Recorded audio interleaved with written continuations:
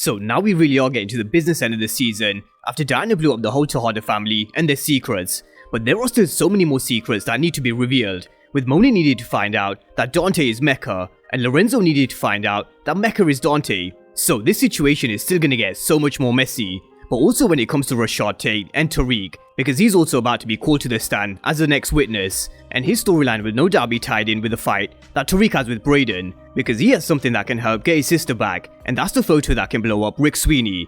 But we're also going to see Tariq fighting his conscience again when it comes to those who have died around him, and he's not home just yet. Jenny wants to put Tariq away for this case, so it is definitely far from over, and he's got more issues than the case. He's either got Lorenzo or Mecca waiting for him, and my money's on Lorenzo, and I'll run through why in this video. But with the Tejadas, we're entering a dangerous territory for all of them, for different reasons, as we see a drive-by shootout, which may just reveal Mecca's true identity. So in this video, we're going to be breaking down all things episode 9, and go into real detail about what a fair fight is, and what it means for Tariq. So let's start with all things Tariq, and what does Rashad Tate know about Tariq that McClane doesn't? Now let's not forget, Tate's been around for a while. He knows who Ghost was and some of the things that he did. And he also knows what Tariq is capable of, because he knows that Tariq is the one who killed Ray Ray in power. And he's only one of a few characters left who actually know the truth, and he knows because Dre told him in season 6 episode 11. But he's going to be called as the next witness, and this is why Tariq is going to need Tate's help again.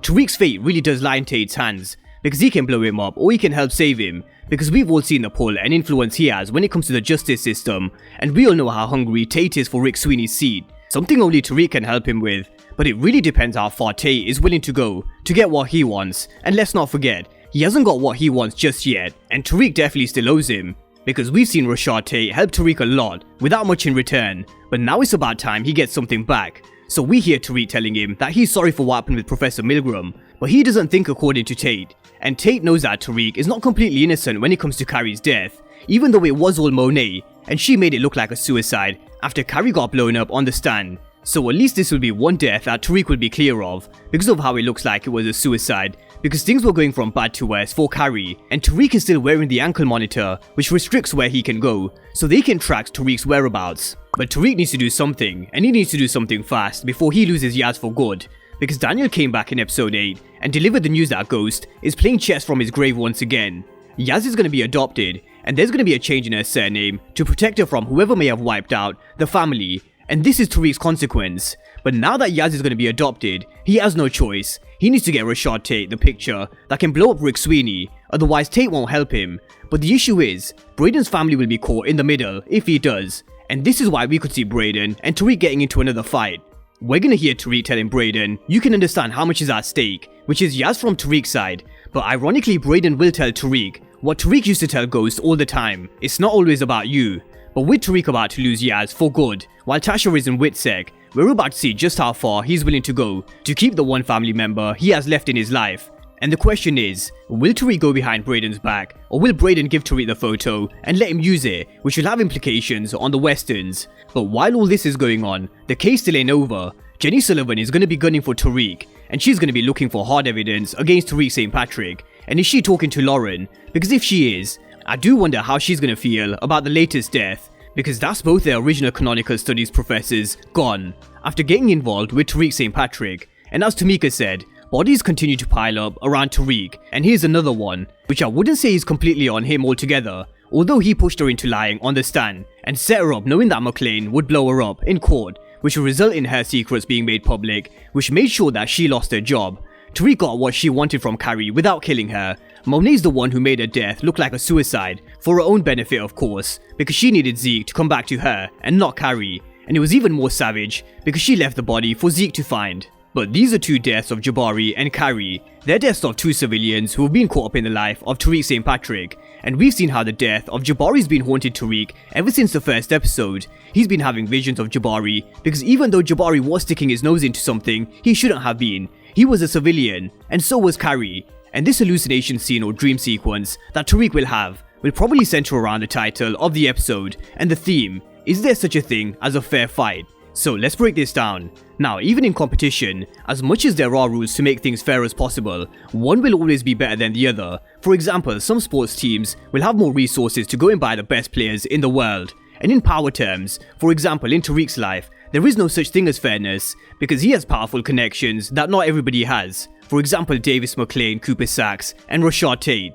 And when it comes to a life or death situation, which Tariq finds himself in, the idea of a fair fight is pretty non-existent, because he will use every single tool at his disposal to make sure he saves himself, no matter what the sacrifice is. Just like we saw in episode 8, he sacrificed Kyrie's career to give him the chance to save himself. And this was a theme at the beginning of the season. There was always going to have to be sacrifices for Tariq to save himself. So is there such a thing as a fair fight? Now, when you put it into context, I don't think it exists, because people like Tariq will always use their tools and sacrifice others to make sure they win. But who's waiting for Tariq in his room? It really does look like either Mecca or Lorenzo, and I do think it is Lorenzo, because at the end of episode 8, during the Tarda dinner, one of the secrets which was revealed was how Diana was sleeping with Tariq. So I think Lorenzo may be just paying a little visit to Tariq St. Patrick, and we could finally see Tariq and Lorenzo coming face to face for the first time. And Courtney Kemp did tease a long time ago that Lorenzo may know who Ghost was, but he may have just heard the name, because not everybody could put a face to the name. So let's see if anything gets revealed in this conversation. And Mecca is also another connection to Ghost that we still need to learn about. So having said that, let's move on and talk about Mecca next, who's with Monet and Zeke at the basketball court. And with the truth finally being revealed to Zeke, we're gonna see him meeting both Dante and Monet, where I'm sure he's got a lot of questions for them.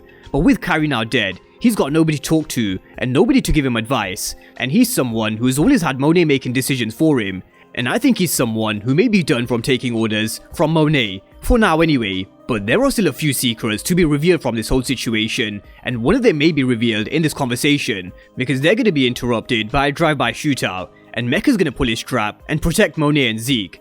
But according to Monet, Mecca is just Dante Spears. She just knows him as this international businessman who has this importing and exporting business, and she doesn't know he's the connect, and also the one who's been manipulating Kane. But once he pulls his strap, I think Monet will have some questions for Dante, and she may finally realize who he really is, who's Mecca. And she has heard of the name Mecca once before, when Tariq told her that's the connect's name in episode 5.